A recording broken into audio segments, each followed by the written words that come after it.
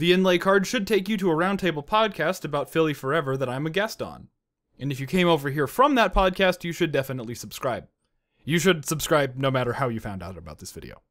This episode should have been about these assholes learning to take criticism properly, because believe it or not, there is an art to being criticized, and creative professionals need to understand that. Criticism has nothing to do with the critic's opinion. I love it and I hate it should mean the exact same thing to anyone in a creative profession with self-respect. All that an opinion of any veracity means is that the person giving it isn't interested in seeing you grow as a creator. The nature of criticism is presenting the facts that informed your opinion. It's coarse and rough and irritating, and it gets everywhere.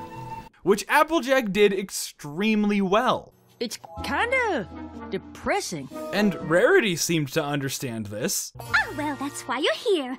Fashion needs a healthy dose of practicality now and then. She has enough self-respect and intelligence to internalize AJ's criticism without getting fucking bogged down in her conclusion. These people, on the other hand, have no idea how to respond to a disagreement in taste, or even offer criticism, really. Simply stunning! AJ was selected as a judge to provide a purposefully unorthodox viewpoint. Applejack is an unorthodox choice, but that is precisely what makes her an inspired choice. See, look at this exchange of critical thought. Here is an aesthetic choice. Putting holes in the clothes? On purpose? AJ questions it, as is her purpose there. Sometimes we designers forget about practicality. It's to create a distressed look. Inky Rose explains the nature of the look, but AJ explains why it clashes with her ideology. When a pony's old clothes get holes in them, they don't want to go to the store to buy new clothes with holes in them. Now, Inky defends her design in a way that would imply she expected to be judged by people who understand the industry shorthand. Distressed look doesn't mean much to AJ, but being able to explain a complex, specific idea to a layperson is pretty much a mark of mastery. So I would have loved to see Rarity come over here and help Inky explain why a distressed look was so fashionable in a way that even AJ could understand.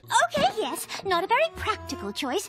Fashionable, but not practical. But as I said, that's a mark of mastery. So the writer would have to know enough to pull off a scene like that. Isn't it subjective?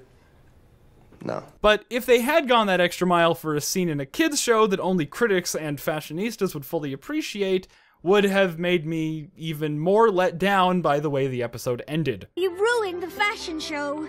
So after AJ fails to tell the difference between these two belts, no one even attempts to educate her. Well, that one completely changes the look. This one complements it. They just continue to talk to each other in their little insider code. Ooh, both good choices. Which makes AJ feel played, and I don't blame her. She's going out of her way to explain herself in painstaking detail at every turn. She looks like a disco ball. So when AJ declares fashion Ridiculous. it's hard to see her as in the wrong, because the other judges don't put any effort into defending their stances. Makes a world of difference. Thus inviting derision. And then, Come with me. I don't know, shut Applejack up, Rarity takes her to see someone with a difference in opinion. Tell her how you feel about apples. Don't like them. What? As per usual, AJ states her case for apples. They're crunchy, they're sweet, they're delicious. And then Strawberry Sunrise states her case against apples. Oh, I'm sorry, but you actually bite into those tasteless, mealy, worm-filled things. And guess what? AJ ends up respecting her opinion because she made the point in a way AJ could at least understand. Well, that's fine if she doesn't like them. Or at least it would have if the episode didn't take a handbrake turn into shitville. But if she knew how hard we worked to make our apples perfect, maybe she wouldn't be so mean about it. Strawberry's reasoning should have made AJ realize their disagreement was based in taste, which should have tipped Rarity off that if Applejack can respect the dissenting opinion of Strawberry Sunrise, then maybe, just maybe, these chumps can accept that part of growing as a creative professional is learning how to internalize dissenting or even polarizing opinions. But no, as it would turn out, the message is about how Applejack needs to shut her cunt mouth because she's being a meanie and that's wrong. Doesn't feel so good, does it? I mean, AJ was in the right the whole time. And yet, her viewpoint is the one that's not reflected in the final decision. Fuck you, Kevin Lapham, you're a terrible writer, and I hope you bite the inside of your cheek or something equally unpleasant.